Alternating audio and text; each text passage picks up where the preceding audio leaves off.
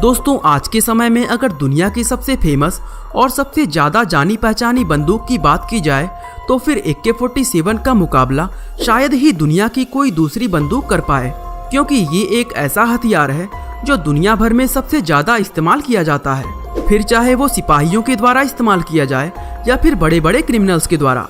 लेकिन AK-47 का नाम हमेशा ही सुर्खियों में बना रहता है। दोस्तों शायद ही किसी को पता होगा कि इस जबरदस्त हथियार का जन्म आखिर इस दुनिया में किस तरह से हुआ था।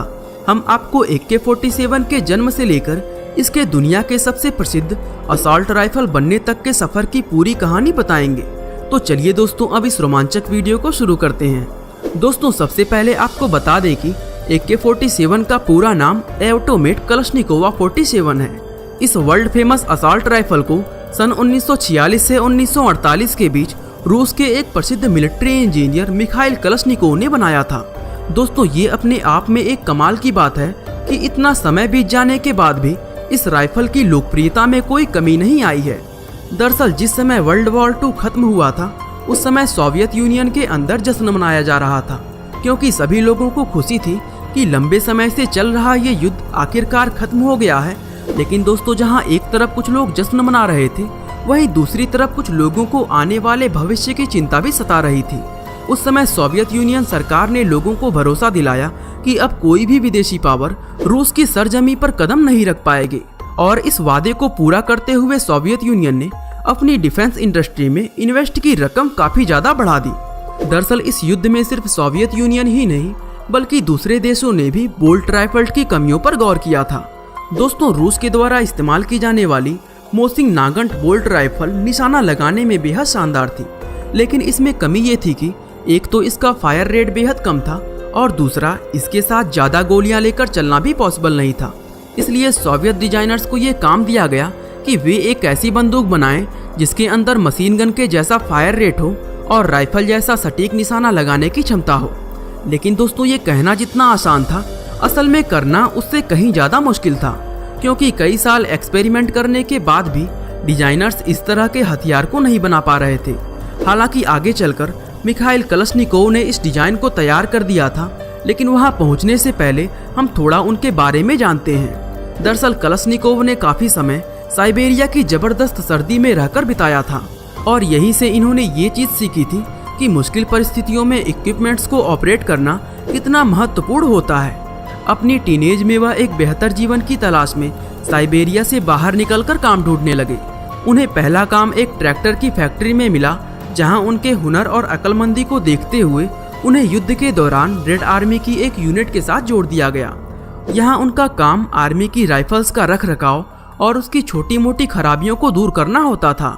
साल 1938 में जब हिटलर ने रूस पर हमला किया था तो उसमें कलशनिकोव बुरी तरह घायल हो गए थे, और दोस्तों बड़ी मुश्किल से उनकी जान बच पाई थी। साल 1941 में जब कलशनिकोव एक हॉस्पिटल में भर्ती हुए तो वहां उन्होंने जंग से घायल होकर लौटे सिपाहियों को मौजूदा हथियारों में आने वाले परेशानियों और उनकी कमियों के बारे में बात करते हुए सुना था। यहीं पर कलशनिकोव के दिमाग में ये आइडिया आया था कि क्यों ना अपने सिपाहियों की मदद करने के लिए वे खुद उनके लिए एक हथियार बनाएं। और चूंकि आर्मी के साथ रहकर कलशनिकोव को राइफल्स के बारे में बहुत अच्छी जानकारी हो गई थी, इसलिए हॉस्पिटल से डिस्चार्ज होते ही उन्होंने एक नई राइफल के डिजाइनिंग का काम शुरू कर दिया। दोस्तों कलशनिकोव ने जो पहला डिजाइन तैयार किया था, सोवियत अथॉरिटी द्वारा एक नज़र देखने के बाद ही उसको रिजेक्ट कर दिया गया। लेकिन उनकी मेहनत पूरी तरह बर्बाद नहीं हुई, क्योंकि आर्मी के अधिकारी कलशनिकोव की लगन देखकर उनसे काफ़ी ज़्यादा खुश हुए थे, और इसी खुशी में उन्होंने कलशनिकोव को आर्मी के लिए छोटी बंदूकें और उनकी गोलियां डिजाइन करने वाली टीम के साथ लगा दिया।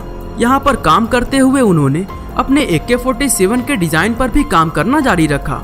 उन्हें पहली कामयाबी साल 1944 में मिली, जब वह AK-47 की बुलेट बनाने में कामयाब हुए थे, जिसके कारतूस का आकार 7.62 × 39 mm था।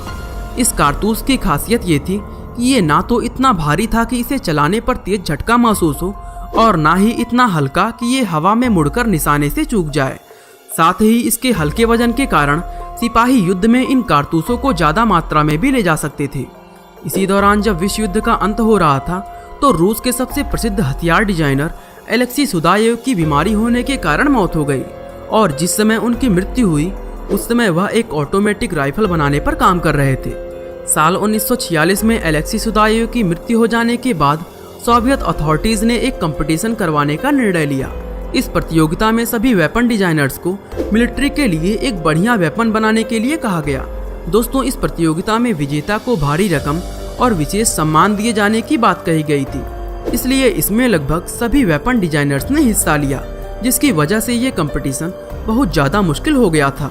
कलशनिकोव भी लंबे समय से ऐसे ही किसी मौके की तलाश में थे, इसलिए उन्होंने भी इस प्रतियोगिता में हिस्सा लिया। शुरुआत में जब कलशनिकोव ने AK-47 डिजाइन करने की कोशिश की थी, तब वह बिल्कुल अकेले थे और उन्हें डिजाइनिंग का कोई अनुभव भी नहीं था, लेकिन इस बार उनके साथ पूरी टीम इस काम में लगी हुई थी और अब खुद कलशनिकोव को भी डिजाइनिंग का काफी अनुभव हो चुका था। दोस्तों, इस प्रतियोगिता में बहुत ज्यादा लोग हिस्सा ले चुके थे, इसलिए यह कंपटीशन कई चरणों में की गई। हर चरण में पार्टिसिपेंट का डिजाइन किया गया वेपन एक ट्रायल से गुजरता था और जिस भी डिजाइनर का वेपन इस ट्रायल में फेल हो जाता वो कंपटीशन से बाहर कर दिया जाता। इस तरह दोस्तों, कलशनिकोव अपनी AK-47 के साथ प्रतियोगिता के एक एक चरण में आगे बढ़ते रहे। इस दौरान उन्होंने इसके डिजाइन में बहुत से बड़े बड़े बदलाव भी किए। इस नए बदलाव के साथ AK-47 इतनी एडवांस हो चुकी थी कि उसके सामने सभी दूसरे डिजाइन फेल हो गए।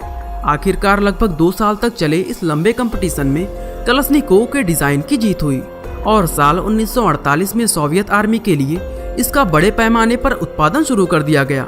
इस तरह दोस्तों, वर्ल्ड फेमस AK-47 इस दुनिया में जन्म लिया, लेकिन दुनिया के सबसे प्रसिद्ध असॉल्ट राइफल बनने के लिए अभी इसको एक लंबा सफर तय करना था। दोस्तों, इस सफर की शुरुआत साल 1947 में हुए कोल्ड वॉर से हो चुकी थी, क्योंकि कोल्ड वॉर में सिर्फ न्यूक्लियर वेपन और टैंक जैसे बड़े बड़े हथियारों की ही जरूरत नहीं थी, बल्कि इसमें जमीन पर चलने वाले सिपाहियों के लिए छोटे छोटे बंदूकों की भी जरूरत थी और कलशनिकोव की AK-47 आर्मी की इस जरूरत पर बिल्कुल खरी उतर रही थी।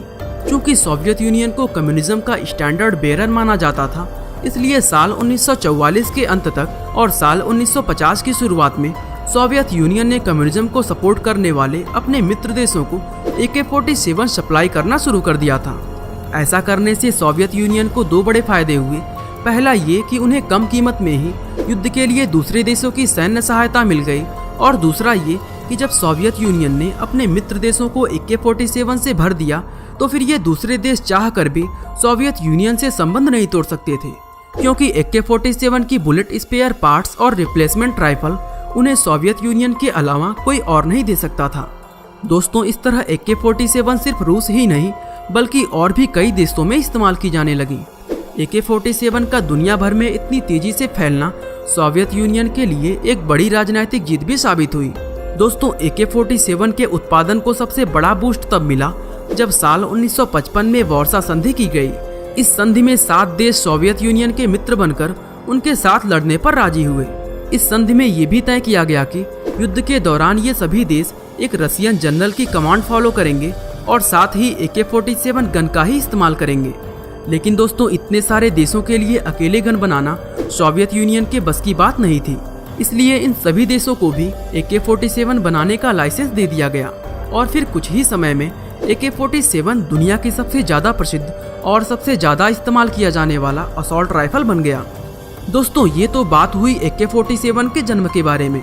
इसके अलावा अगर आप इतिहास के 10 सबसे खतरनाक स्नाइपर्स के बारे में जानना चाहते हैं जिनका मुकाबला आज तक कोई नहीं कर पाया, तो डिस्क्रिप्शन में दिए गए लिंक से इस वीडियो को देख सकते हैं। बाकी आज के लिए बस इतना ही। वीडियो अच्छा लगा तो लाइक, शेयर और सब्सक्राइब करना बिल्कुल ना भूलें। आपका बहुमूल्य समय देने के लिए बहुत बहुत धन्यवाद।